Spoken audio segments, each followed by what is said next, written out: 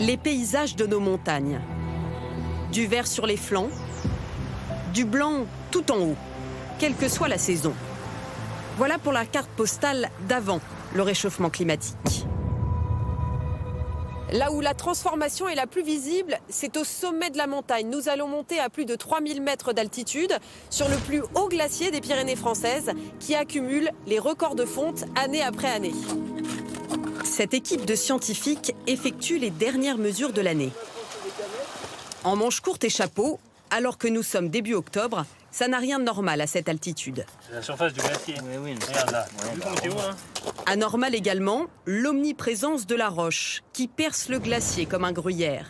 Il a perdu 5 mètres d'épaisseur en un an, du jamais vu depuis que les balises existent. Je trouve que l'évolution, elle est de plus en plus rapide. Et j'espère que j'arriverai à la retraite, que je verrai encore un peu de glace. Est-ce un mirage? Ou la glace fond-elle vraiment de plus en plus vite? Nous avons retracé l'évolution du glacier au cours du siècle. Là, on le voit en 1911, c'était magnifique, 95 hectares, quand même 130 mètres d'épaisseur. Et malheureusement, ça n'a pas duré. On y retourne maintenant 100 ans plus tard, en 2011. La superficie du glacier a carrément été divisée en deux. Et ensuite, on n'a pas eu besoin d'attendre une centaine d'années, seulement 12 ans plus tard, on voit sur cette image que la superficie du glacier, de nouveau, a été divisée en deux. Et si on continue sur la trajectoire actuelle, d'ici une dizaine d'années, le glacier d'Oussou pourrait avoir disparu. Terminé le blanc éternel, place au chaos rocheux, fragile et instable. Souvenez-vous de ces éboulements spectaculaires cet été dans les Alpes. La glace, c'est le ciment naturel de la montagne et la neige, son gagne-pain. L'hiver, les stations de ski ressemblent normalement à ça. Attendez-vous plutôt à ce type de paysage en 2100, faute d'enneigement suffisant. Tout est en travaux. Nous prévoyons d'ouvrir pour les vacances de Noël, donc le 23 décembre. Nous avons encore un petit peu de travail d'aménagement, comme vous le voyez. Nous sommes en train de finir de préparer les skis. Le ski, en vérité, ce n'est plus la priorité de cette station. Sur les pistes, vous croiserez de plus en plus de trottinettes électriques, à toutes les saisons. Et c'est depuis ce vélo suspendu, et non une remontée mécanique, que vous allez admirer le panorama. 5 millions d'euros viennent d'être investis pour adapter le domaine au nouveau climat.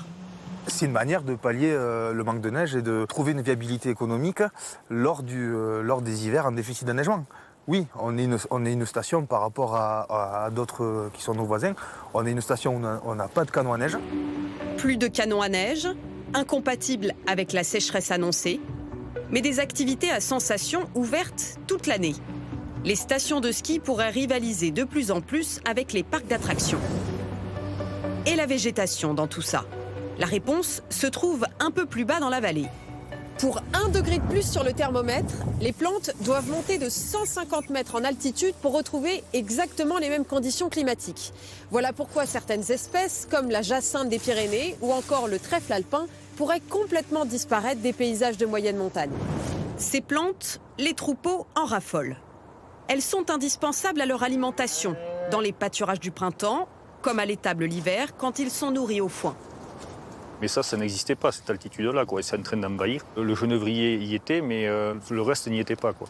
Donc là, vous n'avez plus aucune ressource fourragère pour faire vivre des bêtes, quoi. Seule solution pour cet éleveur, le broyage régulier de toutes les espèces qui n'ont rien à faire là. Vous verrez donc plus de friches comme celle-ci, moins de ruisseaux. En revanche, regardez ce qui pourrait advenir de celui-ci aux périodes les plus sèches de l'année. Il faudra forcément des abreuvoirs pour compenser. C'est un captage d'une source qui est à 1 km. C'est un système de pompe avec des panneaux solaires. L'eau n'est utilisée que pour les bêtes. Dès qu'elles boivent, le niveau baisse. À l'avenir, sur les lignes de crête, la présence de l'homme pourrait être davantage perceptible. En particulier sur les versants sud, idéalement exposés pour y installer des panneaux solaires. Tout ce que vous venez de voir, ce n'est pas de la science-fiction, mais bien des projections réalisées par les scientifiques qui surveillent de près les paysages des montagnes. 10 millions de Français y vivent et doivent déjà s'adapter au réchauffement climatique.